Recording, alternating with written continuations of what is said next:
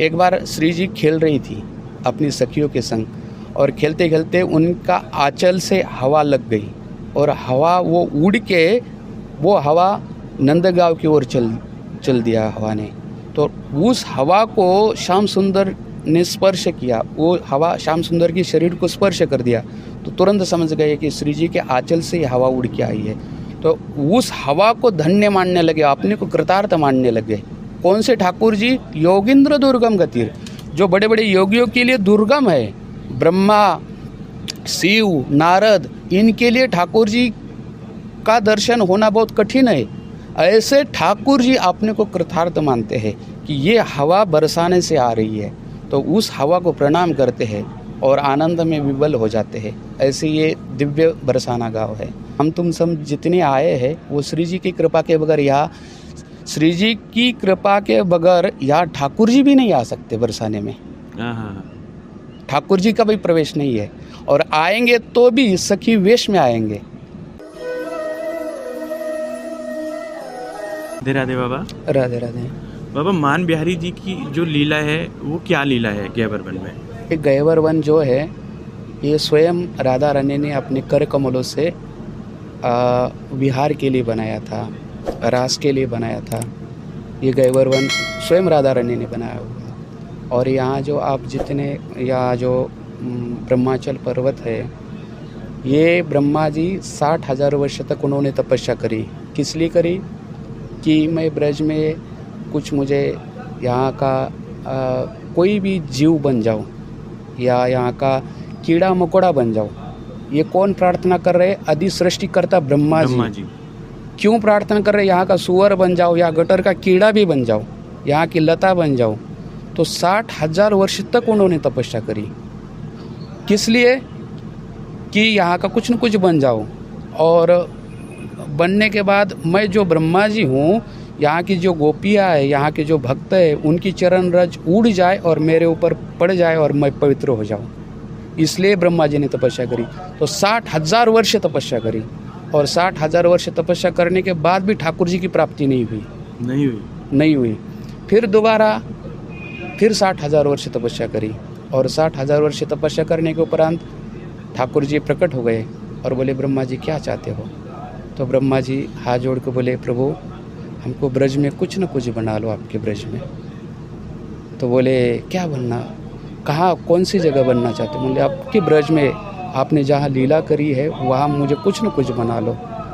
तो ठाकुर जी बोले, जाओ तुम बरसाने में चले जाओ और वहाँ तुम पहाड़ के रूप में विराजमान हो जाओ। तो इस जो पहाड़ का नाम है ब्रह्माचल नाम है। तो ये साक्षात ब्रह्मा जी है। और आप ये देखे होंगे, गौर से देखे होंगे तो ये ब्रह्मा जी की 4 चोटियाँ है, 4 मुख है। हाँ। तो ये जो पहला है ये मानगढ़ है, ये ब्रह्मा जी के एक मुख है। अच्छा। आगे चले जाओगे तो वहाँ दानगढ़ है। यहाँ ठाकुर जी गोपियों से दान मांगते थे। अच्छा। पैसे के दान नहीं है, दही दूध आदि का दान मांगते थे। और उसके बाद जो श्री जी का महल है, राधा रानी का जो मंदिर है, ये वो भानुगढ़ है। ये राधा रानी के पिताजी के नाम से पड़ा हुआ है ये नाम। और जो दानगढ़ है वहाँ ठाकुर जी दान मांगते थे, इसलिए दानगढ़ नाम पड़ा। और उसके दानगढ़ से इधर है विलासगढ़। यहाँ ठाकुर जी ने रास विलास किया था, गोपियों के संग रास किया था। इसलिए जो चारों जो पहाड़ मतलब मुकुट है, ये ब्रह्मा जी के 4 मुख है। अच्छा। ये साक्षात ब्रह्मा जी है। ब्रज में तीनों देवता यहाँ पहाड़ के रूप में रहते हैं। जैसे ये बरसाने में ब्रह्मा जी पहाड़ के रूप में रहते हैं, वैसे नंदगांव में भगवान शंकर नंदीश्वर पर्वत है। और वैसे ही जो गिरिराज जी है ये साक्षात विष्णु है। तीनों देवता यहाँ पहाड़ के रूप में रहते हैं। और लक्ष्मी, आप वृंदावन जाओगे वहाँ बेलवन है। बेलवन में अभी भी तपस्या कर रही है। किस लिए? हमको रास की प्राप्ति हो जाए। लेकिन लक्ष्मी के लिए भी ये दुर्लभ है। वैकुंठ की अधिष्ठात्री देवी है, लेकिन फिर भी उनको दुर्लभ है। ये ब्रज रस जो आनंद है वो ठाकुर जी के श्री जी की कृपा के बगैर नहीं मिल सकता। तो ये यहाँ की ये लीला है। और यहाँ मोर कुटी है आगे, वहाँ ठाकुर जी मोर बन के नृत्य किया था। श्री जी को मोर बहुत पसंद है, तो वो मोर बन के वहाँ ठाकुर जी नाचे थे। और उसके बाद वो मोर कुटी के पीछे साकरी खोर है, वहाँ ठाकुर जी क्या करते थे, उस खोर में खड़े हो जाते थे और जितनी गोपियाँ बरसाने से आती थी सब अब दही दूध लेके मथुरा के लिए जाती थी, तो ठाकुर जी वहाँ खड़े होके उनको रोक लेते थे और बोलते थे हमारा इनकम टैक्स दे दो। तो गोपियाँ बोलते थे अरे लाला तो यहाँ का कैसा राजा है, यहाँ का राजा तो वृषभानु बाबा है। नहीं बोले मैं यहाँ का राजा हूँ। तो यदि गोपियाँ बोलती तो तुम तो यहाँ के राजा नहीं हो, तो मना कर देते थे। तो श्याम सुंदर और बोलते थे नहीं, हम दिए बगैर हम जाने नहीं देंगे। तो फिर आपस में कलह हो जाता। तो फिर ठाकुर जी को वहाँ अभी चिन्ह है, वहाँ ठाकुर जी को ठाकुर जी को ऐसे ढकेल दिया गोपियों ने। तो ढकेल देने के बाद ठाकुर जी गिर गए और गिरने के बाद ठाकुर जी के वहाँ हथेली का चिन्ह है। तो ये सब सारी दिव्य ब्रज है ये, या अनेक लीला है ठाकुर जी के, हर जगह लीला हो चुकी है। और ये जो सामने दिख रहा है ये दोहिनी कुंड है, यो वृषभानु की बाबा की 11 लाख गैया थी, तो यहाँ सब गैया धोते थे, तो वो पूरा जो कुंड है सब दूध से भर जाता था। अच्छा, इतनी 11 लाख गैया थी। और नंदा बाबा के पास थी 9 लाख गैया और वृषभानु बाबा के पास थी 11 लाख। तो ऐसे यहाँ, और ये जो दिख रहा है ये चिकसोली गांव है। ये चित्रा सखी का, राधा रानी की 8 सखिया है, उसमें चित्रा जी एक है, तो उनका ये गांव है चिकसोली, इसका नाम है चिकसोली। तो यहाँ ठाकुर जी की अनेक अद्भुत लीला है और ये लीला संतों की कृपा से हम लोग जान सकते हैं। संतों की कृपा के बगैर हम आए, दर्शन करके चले गए, क्या है सब पहाड़ी पहाड़ है। जब तक संतों के मुख से हम नहीं सुनेंगे वहाँ की महिमा, तब तक भाव हृदय में नहीं आ सकता। तो संतों के मुख से सुनना चाहिए। तो वहाँ जाने के बाद हम प्राकृत भाव नहीं करना चाहिए, दिव्य भूमि है।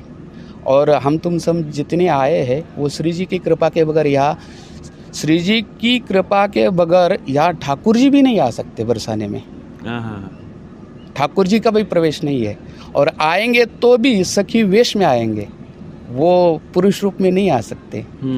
तो यहाँ ठाकुर जी का भी प्रवेश राधा रानी की कृपा के बगैर नहीं हो सकता। ऐसा दिव्य ये बरसाना गांव है। ठाकुर जी राधा रसुदा नदी में एक श्लोक आता है, तो यशा कदापि वसनांचल खेलनोत्थ धन्यत्य धन्य पवने ने कृतार्थ मानी योगिंद्र दुर्गम गतिर मधुसूदनपि तस्या नमस्तो वृषभानुभूदिशपि। इसमें राधा रानी का जो गांव है बरसाना, उसको प्रणाम किया है। तो बोले कैसे, यशा कदापि वसनांचल खेलनोत्थ। एक बार श्री जी खेल रही थी अपनी सखियों के संग, और खेलते खेलते उनका आंचल से हवा लग गई और हवा वो उड़ के वो हवा नंदगांव की ओर चल दिया हवा ने। तो उस हवा को श्याम सुंदर ने स्पर्श किया, वो हवा श्याम सुंदर की शरीर को स्पर्श कर दिया। तो तुरंत समझ गए कि श्री जी के आंचल से ये हवा उड़ के आई है।